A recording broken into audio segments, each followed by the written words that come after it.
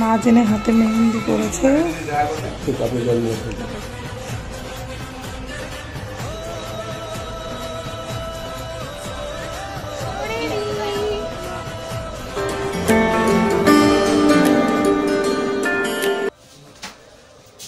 তোমাকে দাঁড়াতে না। Hello guys, welcome to my channel. অনেকদিন পর ব্লগ করছি, সব ভুলে গেছি কি বলতে হয় না বলতে। তো আজকে হচ্ছে আমাদের খুব একটা স্পেশাল দিন, সেই জন্য আমরা দুজনেই আজকে ব্লগ স্টার্ট করছি। তুমি কিছু বলবে? কি বলবো? বলো কিছু। তো না বলো বলো বলো বলো। না না না, তো দেখো রেডি হয়ে গেছি, ও রেডি হয়ে গেছে, এখন শুধু সবাই আসবে, রেজিস্টারও এখন আসবে। হচ্ছে আজকে রেজিস্ট্রি ম্যারেজ আমাদের, তো ছোট করে একটু অনুষ্ঠান করা হচ্ছে। তো ব্লগটা কন্টিনিউ করতে থাকো, আশা করছি তোমাদের ভালো লাগবে। ঠিক বলেছো, জানি না কে ভিডিও করবে, এখনও তাই হয়েছে। হ্যালো বন্ধুরা, গুড মর্নিং। কেমন আছো তোমরা সবাই? আশা করছি তোমরা খুব ভালো আছো, আর আমিও খুব ভালো আছি। সো ফাইনালি তোমাদের জন্য আমি নিয়ে চলে এসেছি আমাদের রেজিস্ট্রির ব্লগ। হয়তো ইন্ট্রো দেখে তোমরা বুঝেই গেছো। তো এই দেখো, সকালবেলায় খুব তাড়াতাড়ি উঠেছিলাম, আর আগের দিন রাত্রে পরে নিয়েছিলাম মেহেন্দি। ডান হাতে তো আমাদের পাশের বাড়ি একটা দিদি মেহেন্দি পরিয়ে দিয়েছিল, আর বাঁ হাতটা আমি নিজেই পরেছিলাম।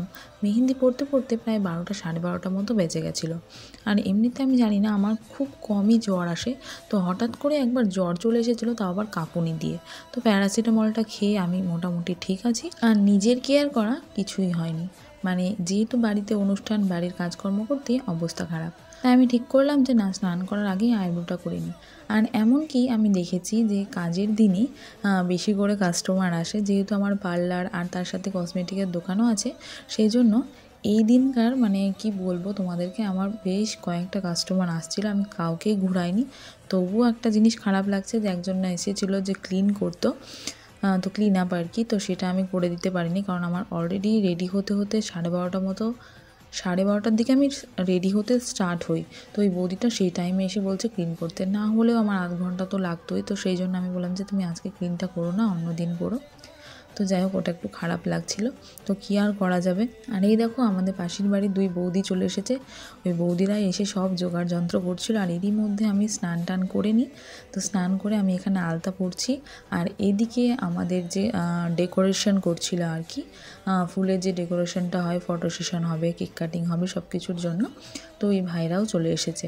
তো এদেরকে আমার দাদাই সব বুক করেছিল। সত্যি কথা বলতে আমি কিচ্ছুই ভাবিনি যে এইগুলো কিছু হবে আমার রেজিস্ট্রিতে, এমনকি সত্যি মানে খুব ছোট্ট করে করারই মানে ইচ্ছেটা ছিল। তো বলে না, ঠাকুরের ইচ্ছে থাকলে আর মানে কি বলবো, আমার অনেকটাই টেনশন ছিল যে আমি কি করব না করব, হ্যান ত্যান। তো সত্যি এবার থেকে একটা জিনিস বুঝে গেছি, না, ভগবানের উপর ভরসা রাখলে সব একদিন ঠিক হবে। তো সেই ভগবানের ইচ্ছেই, সবার ভালোবাসায়, আশীর্বাদে, তো আমরা যতটুকু চেয়েছি তার থেকে অনেক অনেক অনেক ভালোভাবে আমাদের রেজিস্ট্রিটা হয়েছে। মন থেকে এখন আমি মেনে নিয়েছি যে না, আমি আর নিজে চিন্তা করব না, সব কিছু ভগবানের উপর, একজনের উপরই ছেড়ে দেব। তো এই দেখো, রান্নার সব ওদিকে হচ্ছিলো জোগাড়যন্ত্র, আর এরই মধ্যে তোমাদের দাদাভাই আর কি উদয় চলে এসেছে। ও এসে দেখলাম যে ডালপুরি নিয়ে এসেছিলো, ও খাচ্ছিলো। আমি আসলে ওকে বলেছিলাম যে ডালপুরি নিয়ে আসো, খাবো, বাট আমি খেতে পারিনি, আমার কাজকাম করতে অবস্থা খারাপ। এদিকে আমার জেঠিমারা চলে এসেছে, দিদি এসেছে, আর আমার পার্লারেই সবাই বসেছিল, আর আমি ওখানেই রেডি হচ্ছিলাম। তো দেখো, ঝটপট একদম রেডি হয়েছে, যেমন আমি সিম্পল মেকআপ করি সেরকমই করেছিলাম। আর একটু বুনু বলছিল যে ক্যামেরার দিকে একটু তাকা, সেই জন্য আমি একটু জাস্ট ক্যামেরার দিকে তাকালাম। তো এই শাড়িটা আমি অনেক দিন আগেই নিয়েছি, আর যেহেতু আমি না মানে আমাদের রেজিস্ট্রির প্রসেসটা মানে আমি এতটা কনফিউশন ছিলাম যে কি হয় না হয়। এছাড়াও আমাদের একটা আলাদা প্রবলেম আছে, যেগুলো আমি তোমাদেরকে আমাদের লাভ স্টোরি হোক বা এছাড়া অন্য কোনো ভিডিও যখন শেয়ার করব তখন অবশ্যই তোমাদের সাথে শেয়ার করব। তো দেখতে পাচ্ছি, তখন আমি রেডি হয়ে গেছি, রেডি হয়ে এখন আমরা বেরাচ্ছি। যে ভাইটা এসেছিলো আর কি আমাদের ছবি টবি তোলার জন্য, তো এদেরকে মানে ছবি তোলা থেকে শুরু করে আলাদা যত ডেকোরেশন আছে সব আমার দাদাই বুক করেছিল। তো ওই দাদাটাই বললো যে চলো একটু আমরা বাইরের দিকে একটু শ্যুট করি, মানে ফটো শ্যুট করবো। তো সেই জন্য এখানে আসি। মানে আমি আসলে ভেবেও ছিলাম যদি ফটোগ্রাফার আমি ঠিক করি, তাহলে একই দিনে কয়েকটা আলাদা ছবি তুলে নেব, প্রি ওয়েডিংয়ের মতো হয়ে যাবে, কারণ এক্সট্রা করে খরচ করার মতো মানে আমার ইচ্ছাও ছিল না, সামর্থ্যও ছিল না। তো যাই হোক, সেটা আমার এই শখটাও পূরণ হয়েছে যে না, আমাদের কটা ছবি, বাট এখনও ছবি পাইনি, জানি না কবে পাবো। তো আমাদের সাথে সাথে সবাই চলে এসেছে দেখতে আমাদের ফটো সেশন। আর এদিকে তোমাদের দাদাভাইয়েরও ফটো সেশন হচ্ছিলো কয়েকটা, আমরা সবাই সিঙ্গেল ছবিও তুলি। তো এরই মধ্যে আমাদের শ্বশুরবাড়ি মানে আমার শ্বশুরবাড়ির সব লোকজন চলে আসে। আমি সবার সাথে পরে অন্যদিন পরিচয় করিয়ে দেবো, মানে কে কে। এখন অবশ্য আমি সেভাবে জানি না, তবে হ্যাঁ আমার শ্বশুরমশাইকে অবশ্যই তোমাদেরকে দেখাবো। তো তারপরে আমরাও কয়েকটা ছবি তুলে নিই। তো যেহেতু অনেকটা লেট হয়েছে, মানে আমাদেরকে রেজিস্টার বলেছিল 2:30 থেকে 3টে বাজবে, তো 3টে অলমোস্ট বেজে গেছিলো। তো এদিকে আমার ভাই দেখো সবাইকে কফি বিস্কুট এগুলো সার্ভ করছিল, মানে আমার শ্বশুরবাড়ির লোকজনদেরকে। তো এরই মধ্যে রেজিস্টার যে কাকু আছে উনি চলে আসেন, ওনার সাথে একটা দাদা এসেছিলো আর আমার ফ্যামিলির সব লোকজন। আর আমাদের যা রান্না বান্না ছিল অলমোস্ট সব কমপ্লিট। তো আমি তো আগের দিন রাতে মেহেন্দি পড়েছিলাম, আর এখন হচ্ছে আমাদের আসল ঝড়টা আসতে চলেছে। মানে এত আনন্দ, মানে এত সব কিছু আয়োজন করা, শেষমেশ মানে কি বলবো, অবস্থাটা এমন হয়েছিল। তোমাদের দাদাও একবার রেগেই গেছিলো আমার ওপর বলতে পারো। তো মেন প্রবলেম যেটা হয়েছিল, মানে আমাদের এই দিন রেজিস্ট্রি হয়নি, মানে সব কিছু হয়ে গেছে সাইন থেকে শুরু করে A to Z, বাট আমার ফিঙ্গারপ্রিন্ট কিছুতেই নিচ্ছিল না। আমার মুডটাও মানে এত খারাপ হয়ে যায় এই সময়। আর চারিপাশ থেকে সবাই বলছে এখনও হয়নি, মানে সেটা শুনতে আরও বেশি খারাপ লাগছিল। তো আলাদা যত কাজ ছিল আর কি, সাইন করা থেকে শুরু করে A to Z আমরা সব কমপ্লিট করে রাখি। আর এই যে আমাদের যে সাক্ষী ছিল, মানে আমার শ্বশুর মশাই, আমার জেঠু, মামা, তো সবাই এক এক করে ফিঙ্গারপ্রিন্ট সবার হচ্ছিলো। বাট আমার মেন প্রবলেম হয়েছিল মেহেন্দিটা, যেটা যে রেজিস্টার কাকু আছে উনিও জানতেন না যে মেহেন্দি পড়লে এরকম কিছু প্রবলেম হতে পারে। আর এটা চালু হয়েছিল মানে এই প্রথম, মানে নভেম্বরের 1 তারিখ থেকে। আর এর আগে ছিল ফিঙ্গারপ্রিন্ট বলছি কেন, এর আগে ছিল স্ট্যাম্প, মানে যে হচ্ছে আঙুলের স্ট্যাম্প নেওয়া আর সাইন করলেই হয়ে যেত। তো এই দেখো এখানে দেখতে পাচ্ছ মানে যা যা মানে কি বলবো জিনিস আছে যে মেহেন্দি কীভাবে উঠবে সেগুলো সব করা হয়েছে। রিমুভার দিয়ে তোলার চেষ্টা করা হয়েছে, এমনকি রেজিস্টার কাকুও আমাকে মানে বারবার করে করে দিচ্ছিলেন যে যাতে উঠে যায় আমার মেহেন্দিটা। বাট একদিনে কী করে এবার মেহেন্দি উঠবে। তো যাই হোক এগুলো নিয়ে আমি পরে আবার ডিটেলসে বলছি। তো তারপরে আমরা এই দেখো কেক কাটিং করি, কেকটা তোমাদের দাদাভাই নিয়ে এসেছিলো, আর সবাই মিলে আবার ফটো সেশন করি কিছু। তো সবাই এখানে হ্যাপি বার্থডেও বলছিল, খুব হাসি লাগছিল। তো যাই হোক কেক কাটিং করে আমি সবাইকে এখানে দিয়ে দিচ্ছি। বাট ওটা নিয়ে একটু মন খারাপ ছিল যে আমার ফিঙ্গারপ্রিন্টটা হচ্ছিল না। আর মেন যেটা হচ্ছে, আমি অনেকবার এটা নিয়ে সার্চ করি ইউটিউবে রেজিস্ট্রির প্রসেস নিয়ে, কারণ আমি সেরকম জানতাম না। মানে আমি জানতাম না, এমনকি কেউ মানে আমি যাকে যাকে জিজ্ঞাসা করেছি সেরকমভাবে কেউই ডিটেলসে অতটা বলতে পারিনি।